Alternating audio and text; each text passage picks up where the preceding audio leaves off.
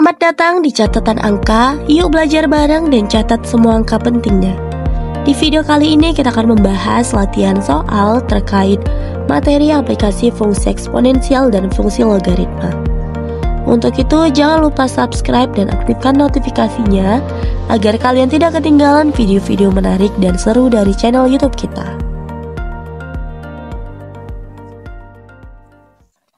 Soal 1. Populasi suatu spesies ikan tertentu diperkirakan mencapai 500 juta.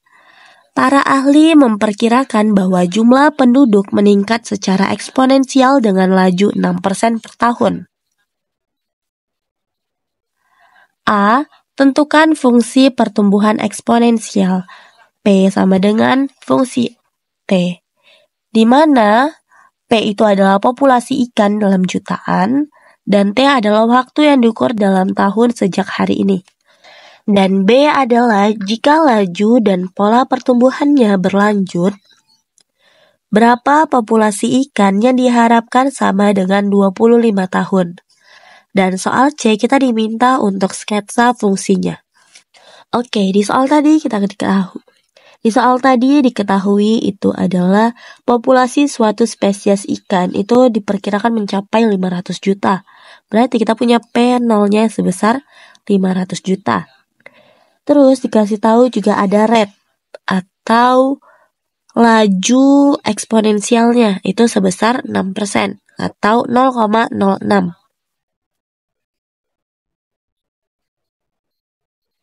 6%. Nah, jadi dua ini yang diketahui di soal. Untuk pertanyaan A itu adalah tentukan fungsi pertumbuhan eksponensialnya. Oke, nah rumusnya adalah P sama dengan P0 dikali E pangkat R dikali T. Oke, gimana fungsi eksponensialnya? Yaitu P0-nya berapa? 500. Karena tadi di informasi soalnya P itu udah dalam jutaan, jadi 500 juta kita nggak usah buat jutanya lagi, tapi kita buat 500 saja. Seperti ini ya, 500. Rate-nya berapa? Rate-nya adalah 0,06. Di sini 0,06. Terus kita kali dengan T.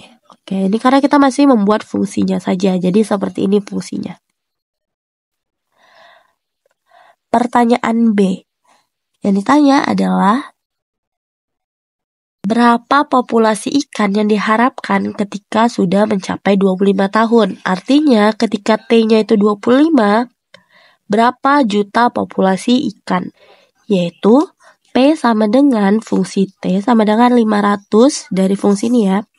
E pangkat 0,06 kita kali dengan 25. 0,06 kali 25 adalah 1,5. 1,5 berapa?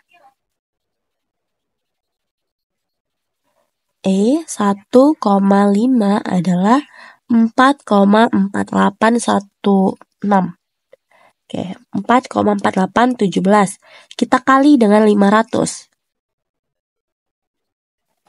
Sebesar 2240 sekian. Oke, 2240,84 juta ikan yang diharapkan masih hidup atau spesies ikannya itu setelah 25 tahun. Oke, tadi kita saat di tahun pertama kita punya 500 juta. Nah, ketika 25 tahun itu ada berapa spesies ikannya, yaitu sebesar 2240,84 juta. Wow. Oke, gimana kalau misalnya kita mau sketsa fungsinya dari fungsi ini? Nih, misalnya nih kita buat waktunya dari 10 tahun, 15 tahun, 20 tahun, 25 tahun, dan 30 tahun. Ini teman-teman bisa memulai dari tahun keberapa, misalnya tahun kedua, tahun ke-1, 2, 3, 4, 5, sampai 10 juga boleh. Tahun, pokoknya dia yang konstan. Nah, ketika aku buat misalnya tahun ke-10, nah ini kan tadi tahun ke-25, kalau tahun ke-10 gimana? Yaitu 0,06 kita kali 10 adalah 0,6. E pangkat 0,6 adalah 0,6. Oke, 0,6 adalah 1,8. Kita kali dengan 500. Adalah 911 juta ikan. Nanti setelah 10 tahun itu adalah 911 ikan. 911 juta ikan. Kalau tadi dia 1 tahun adalah 500 juta. Kalau tahun ke-15 berapa? Tahun ke-15 adalah 1229,80. Ini tinggal cari aja angkanya mengikuti fungsi yang ada. Nah, kalau sketsanya seperti ini. Tahun ke-10 adalah 900 juta.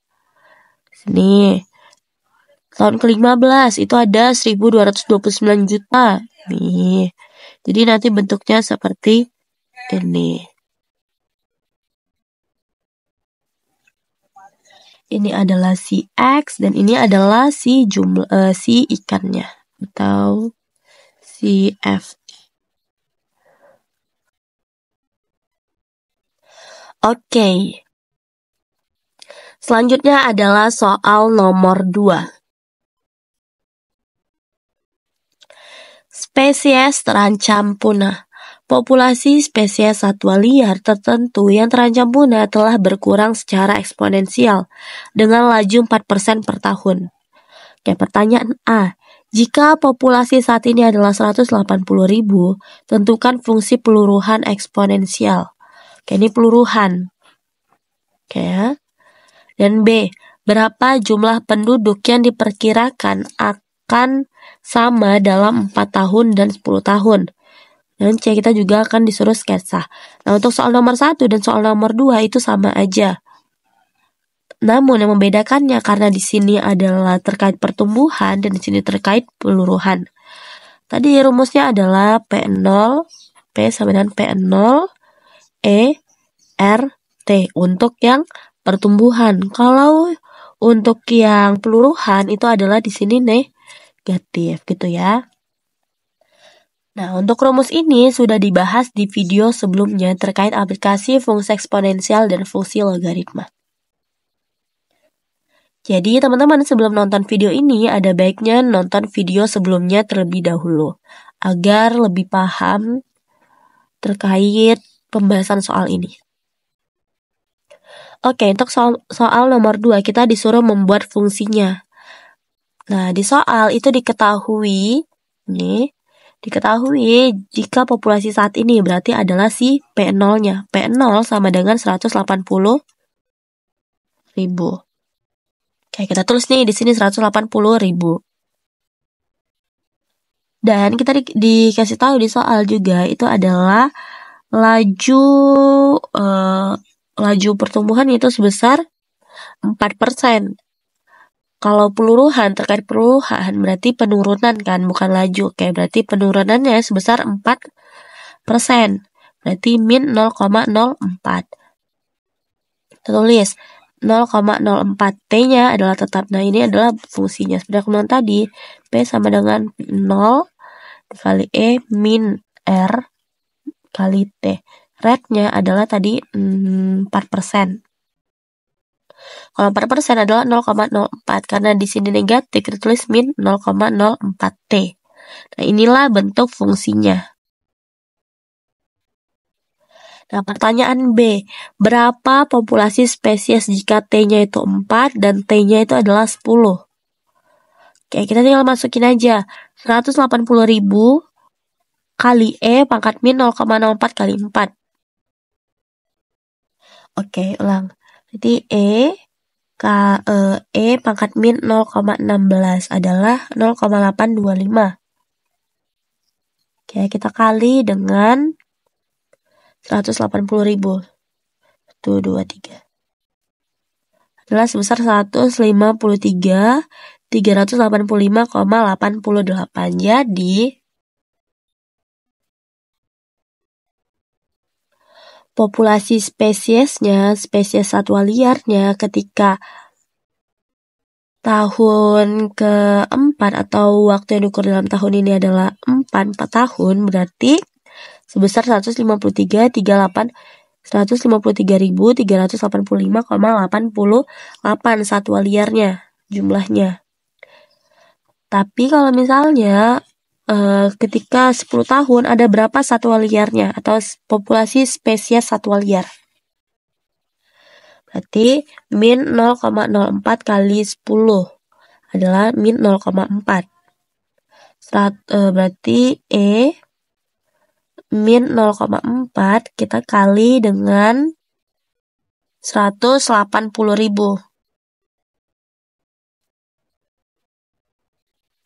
sebesar 126,57,61. Jadi ini setiap tahun akan mengalami yang namanya peluruhan atau penurunan jumlah spesies. Dari yang tadinya 153 ribuan turun menjadi 120 ribuan karena dia mengalami yang namanya peluruhan eksponensial. Karena kan kalau satwa liar itu terancam punah ya.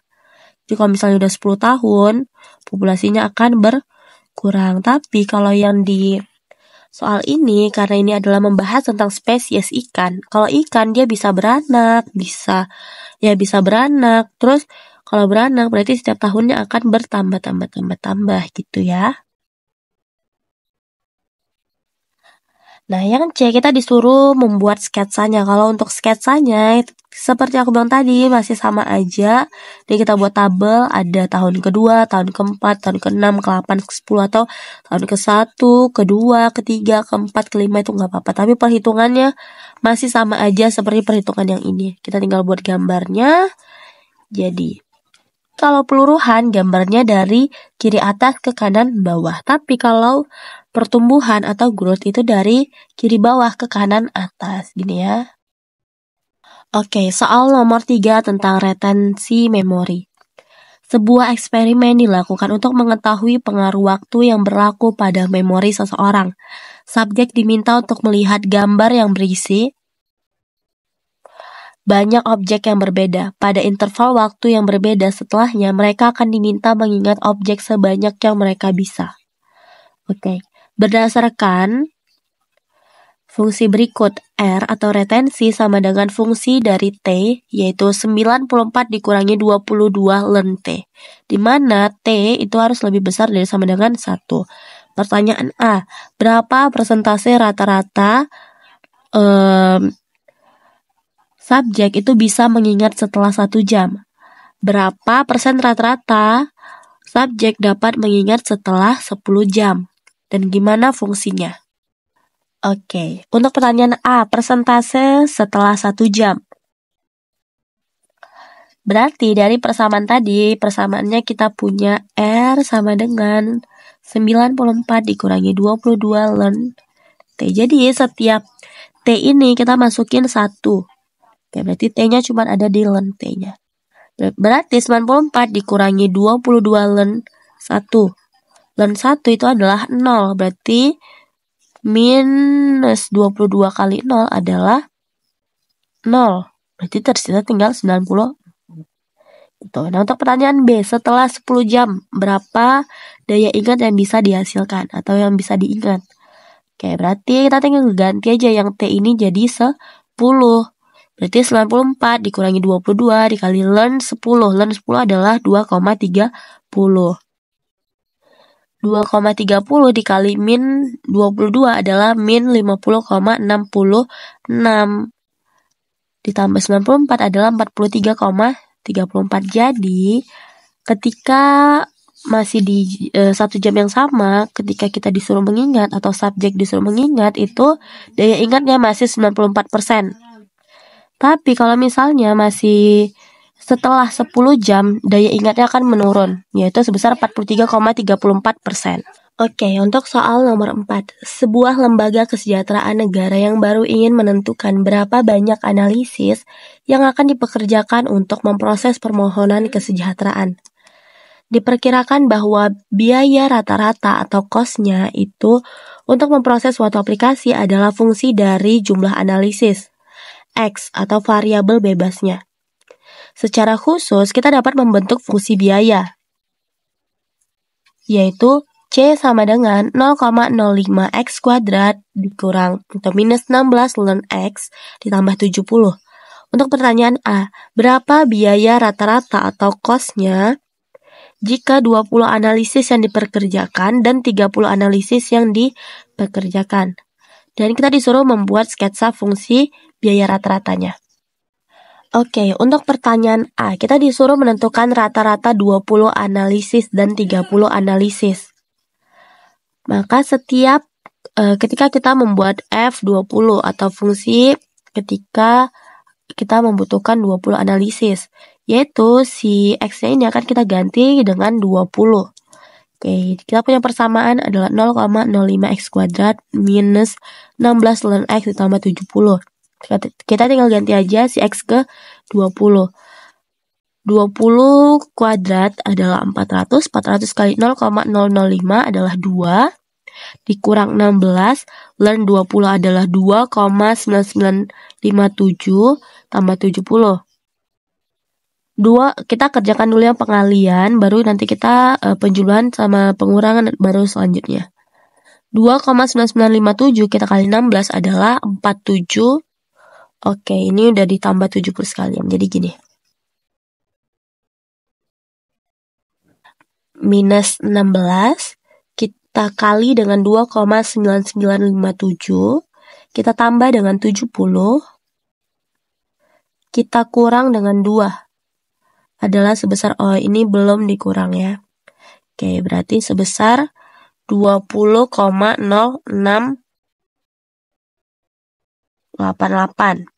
Ketika F-nya 30 itu adalah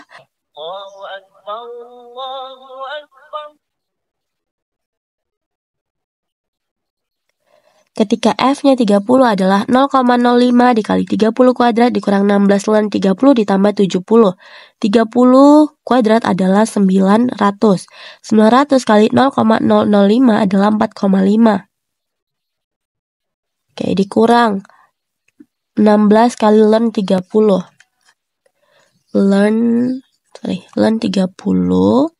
kita kali dengan 16 adalah 54,41 di minus ya. Minus 54,4192. Kita tambah dengan 70, kita tambah lagi. Kita tambah dengan 4,5. Hasilnya adalah 20,0008. Sini adalah 20,0688. Coba ya. Min 16 kita kali dengan 2,9957. Kita tambah dengan 70. Kita tambah lagi dengan 2. Ditambah. Oh ya, ini udah benar berarti. Itu sebesar 24,0683%. Dan ini ya.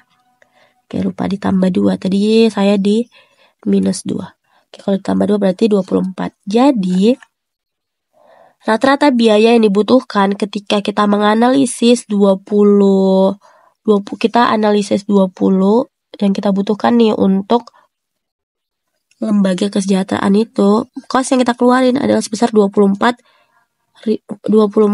dolar.